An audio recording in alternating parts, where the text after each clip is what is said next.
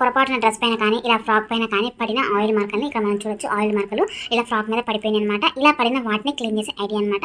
దానికోసం ఈ ఆయిల్ మార్కలు ఎక్కడైతే పడినాయో అక్కడ టాల్కమ్ పౌడర్ మనం యూజ్ చేసి ఏ పౌడర్ అయినా సరే కొద్దిగా వేసుకొని దీనిపైన టిష్యూ పేపర్ అనేది నేను 2 టిష్యూ పేపర్ ఇలా ఓపెన్ చేసి మంచిగా పర్చేసాను.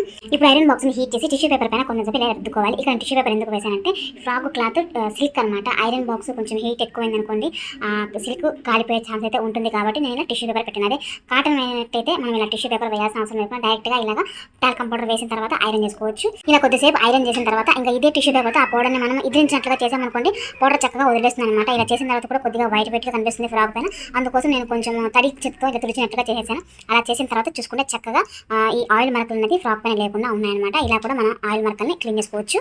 తర్వాత టిప్ వచ్చేసి జీన్స్ని నార్మల్గా ఇలా హ్యాంగర్లో పెట్టే కన్నా చిన్న ట్రిక్తో మనం చక్కగా ఈ హ్యాంగర్కి ఊడిపోకుండా జీన్స్ని సెట్ చేసుకోవచ్చు. అది ఎలా అంటే ఫస్ట్ జీన్స్ని ఇలా ఓపెన్ చేసుకున్న తర్వాత కాలుని కాస్త లోపలికి ఇలా మర్చుకొని ఇప్పుడు ఈ మడిచినంత వరకు వచ్చేటట్లుగా ఈ హ్యాంగర్ని సెట్ చేసుకోవాలి. దాని తర్వాత దీనిని ఇలా లోపలికి వేసేసి ఇప్పుడు దీన్ని ఆపోజిట్ డైరెక్షన్లో మిగిలిన ఇంకొక కాలు ఉంది దానిపైన వేసుకున్న తర్వాత ఇప్పుడు రెండో కాలుని ఇలా హ్యాంగర్ నుంచి లోపల నుంచి బయటకు తీసుకున్న తర్వాత కొంచెం ఎక్స్ట్రాగా ఉంటుంది అనమాట ఆ కాలు. దాన్ని నేను లోపలికి మర్చేసుకోవాలి. ఇలా చేయడం వల్ల జీన్స్ అనేది హ్యాంగర్ కలా లాక్ అయిపోయి ఉంటుంది. అంటే మనం మామూలుగా 2 మడతలు వేసేసి హ్యాంగ్ చేసామనుకోండి తీసేటప్పుడు ఇలా జారిపోయే ఛాన్స్ అయితే ఉంటుంది. ఇలా చేయడం వల్ల అసలు జారదనమాట. ఇక్కడ నుంచి లాగి కూడా చూపిస్తాను చూడండి. చక్కగా ఆ హ్యాంగర్ అలానే లాక్ అయిపోయి ఉంటుంది అనమాట.